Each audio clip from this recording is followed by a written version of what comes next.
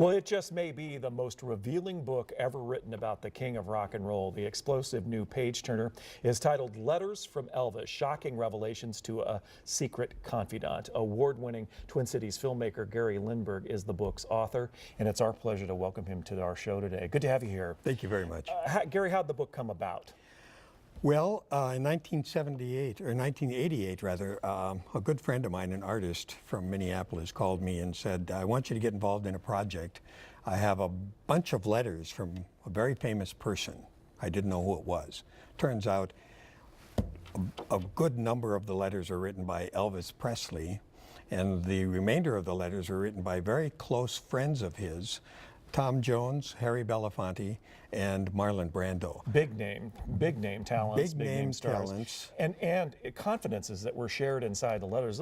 Let's talk about what's inside these letters and a few of the really explosive things that you learned.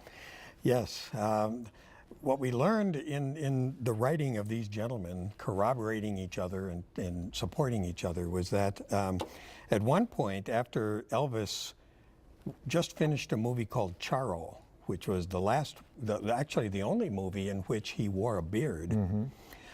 He and Marlon were moving some furniture and some boxes from one of Elvis's houses to a new home that he built.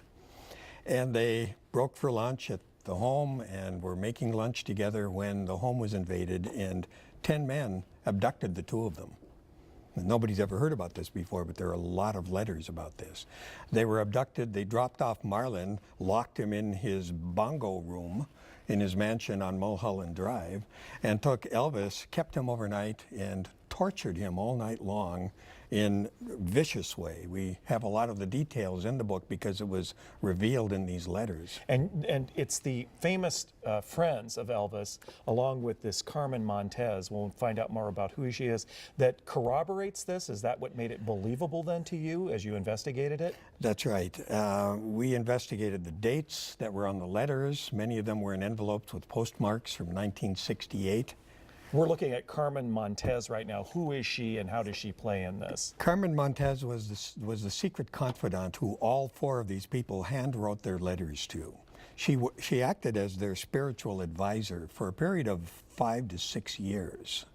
So they shared confidences of things going on, things that were bothering them, good things presumably too. Every problem they had, all of their emotions, their business travails. They looked for advice from Carmen, and we don't know what kind of advice she gave them because we don't have any of the letters she wrote. So you spent more than 30 years making this book happen, and the reason for that?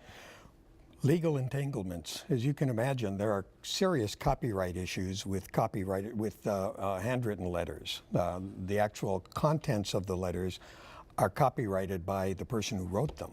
In this case, the rights holders are very large companies.